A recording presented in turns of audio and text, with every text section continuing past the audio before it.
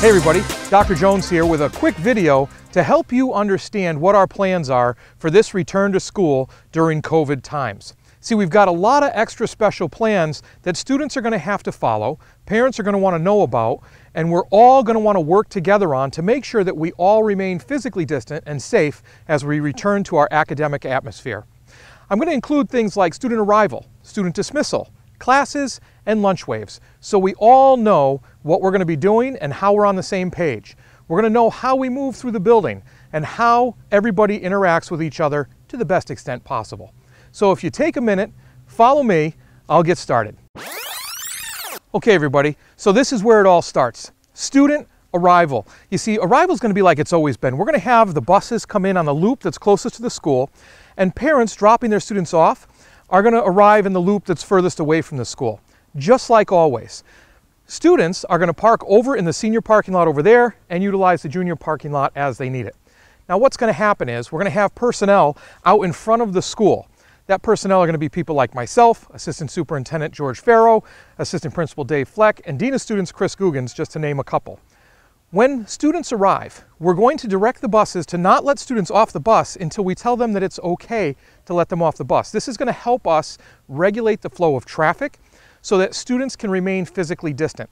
We're going to utilize all three entrances in the front of the building. So if you look over here, we're going to be utilizing this entrance here for buses, the front entrance over near the main office for those, and then students arriving are going to enter at the end of the building around the corner in the athletic hall entrance.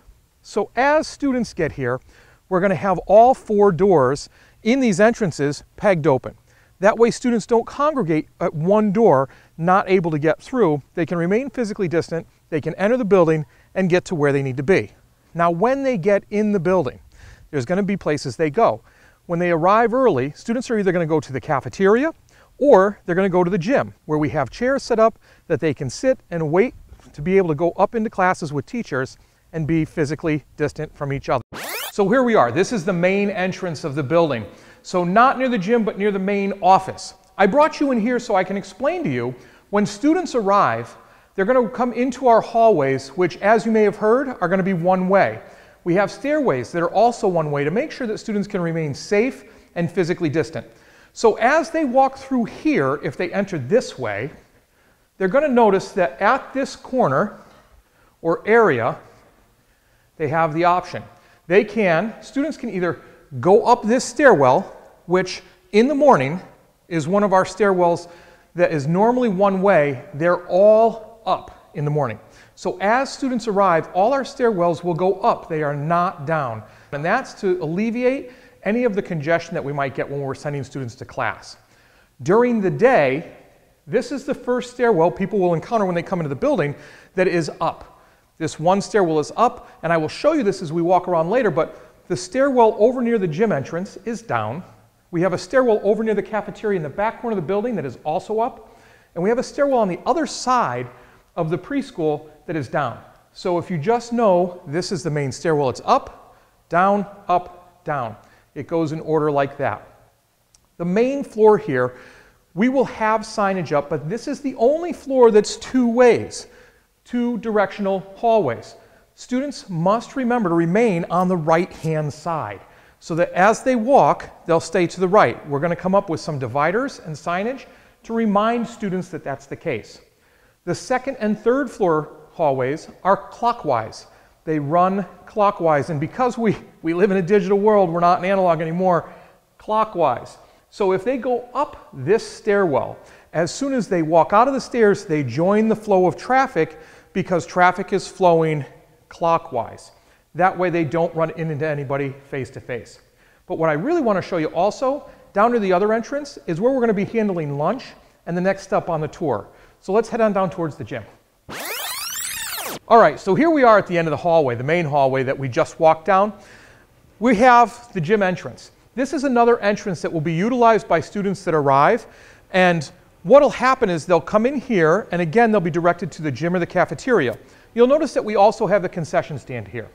We're working with lunch services, food services, to provide lunch and breakfast on a grab-and-go basis and a meal prep basis from the concession stand.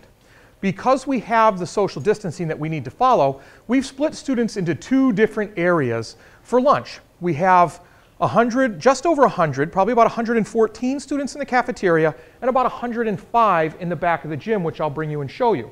However, because of the seating, we have to assign lunch areas to students.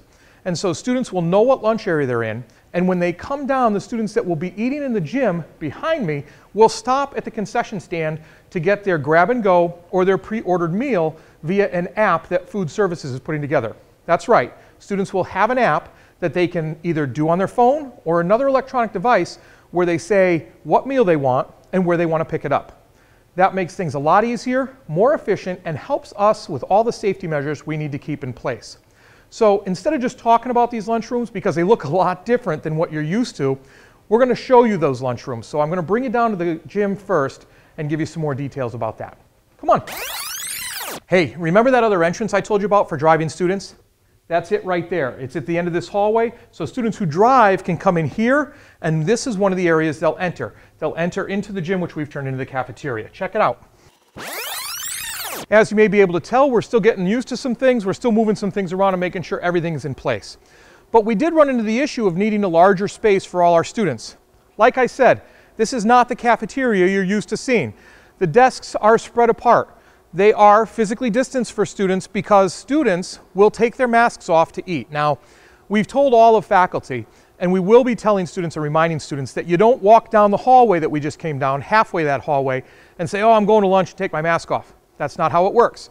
We need you to wear your mask until you get to your seat, which is when you'll take your mask off so that you can eat. This is about the back quarter of our gym.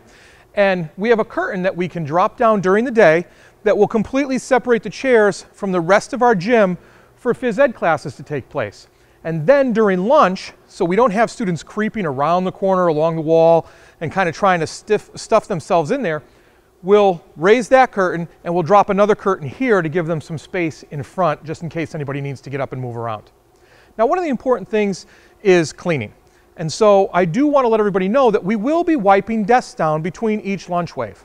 And to help with all of those things that we have to talk about, such as contact tracing and being safe and so forth, is we're looking at assigning seats for lunch. So students will be told a row and a number seat that they're in, just for the reason that in case something happens, which none of us want to happen, but in case it does, we want to be prepared to make sure we can handle it safely and ensure everyone else's safety. So, now that we've gotten that done, I'd like to take you to the cafeteria and show you what that looks like, because it looks a lot different than we're used to with the round tables. Seeing something like that in that space will really be different than seeing something new in this space. Okay, so here we have the cafeteria. Now you'll notice behind me where the students are going to pick up their food is run by Food Services, and Food Services will be following every sanitary procedure that you see at restaurants that are now allowed to serve because they're following all the regulations required. This looks like quite the different cafeteria. You'll notice again, students are spaced out. So once they come into the cafeteria, they will be allowed to take their masks off, but not before. They'll sit at their desks, they'll eat their lunch, and then they'll be dismissed. So let me talk about that for a second, dismissal, because we are cleaning desks between each and every wave. So dismissal is going to be from the walls in to the middle. One person is going to be at that wall, and they're going to dismiss that first row. That row is going to get up, throw their things out, and then the next row, the next row, the next row, and they're going to enter out of a door we have over there. The other person at the same time will be dismissing from this wall, and they will move towards the center, and they'll be dismissed through the door right in front of me, or behind you in the camera. So once that happens, that'll help alleviate any crowding, any extra students in the hallway, and really what it comes down to is being able to control the amount of traffic so we can safely, physically distance ourselves as we go through this. Students will be masked up when they leave. That's an expectation, and then they will head back to their classes and go from there.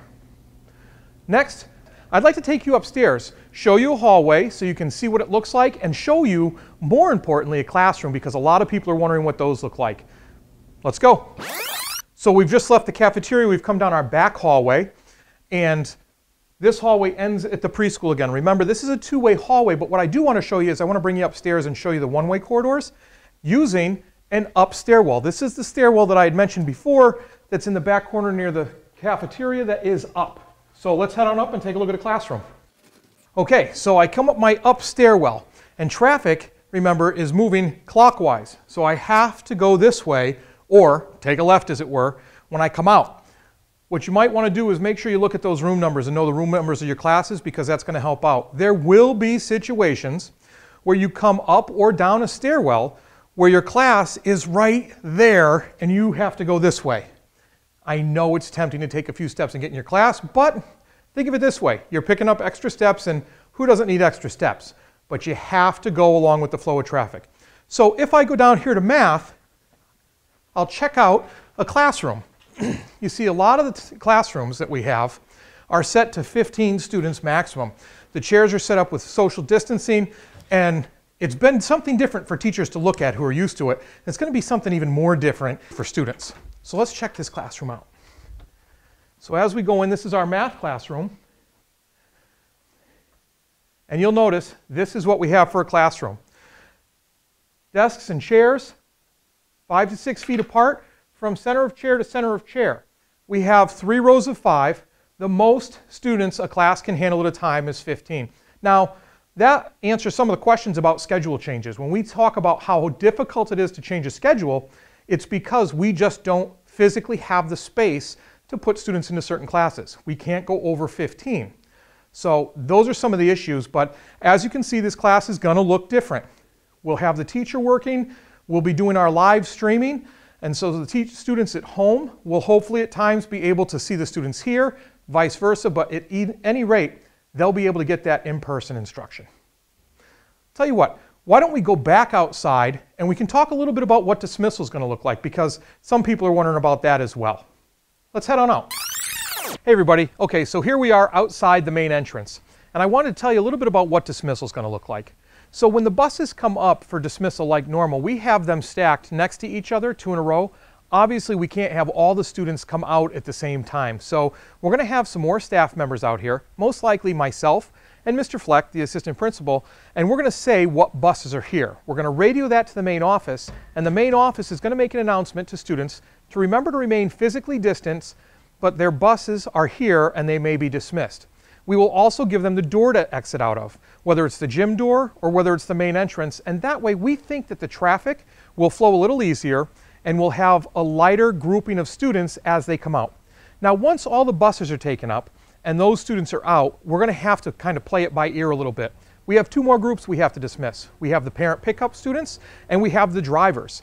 And so depending on how fast the parent pickups fill in the loops after the buses go, that's what's going to make our decision as to what group we let go first. Now, it may switch from day to day, depending, but either way, those 2 groups will be dismissed as a group. Now, one last thing. I do want to thank you for taking this tour and finding out some of the ways that things are going to work around here as far as our one-way hallways, one-way stairwells, and dismissal, arrival, lunch, etc. But I also do want to remind you of something. This is flexible. That's one of our key principles, is flexibility. We're trying to do the best we can, guessing on the numbers that we're looking at and the new systems. So, what I mean by that is if dismissal takes longer than we originally think it's going to, we may have to adjust the schedule by a minute here or a minute there. Same goes with arrival, same goes with lunch. But what we will keep doing is informing you. That's another principle of our return, is constant communication. If we make a change, we're going to let you know because we have to see how systems settle. We all know that the first week of school is a little hectic anyways, so it will be the first 2 weeks before you see any changes, if there need to be made at all. Just to give you an example, so you don't get too worried about the size of changes, is maybe during arrival in the morning. We don't need this main entrance. If we don't, we'll just go through the gym entrance. But either way, please remember, we're looking to keep kids safe, just like we're told and just like we need to. So we're following all our regulations, and we want to stay in constant communication with you. Please, if you notice anything, if you have a comment, if there's something going on with your student where they're not quite sure, ask those questions. Because while you're saying, oh, I don't want to ask that question, there's probably 30 other people that want to ask it and are doing the same. So make sure you communicate with us, we'll communicate with you, and we will have a safe, physically distanced, fantastic 2021 school year. Thanks again for tuning in. I really appreciate it. You have a great day.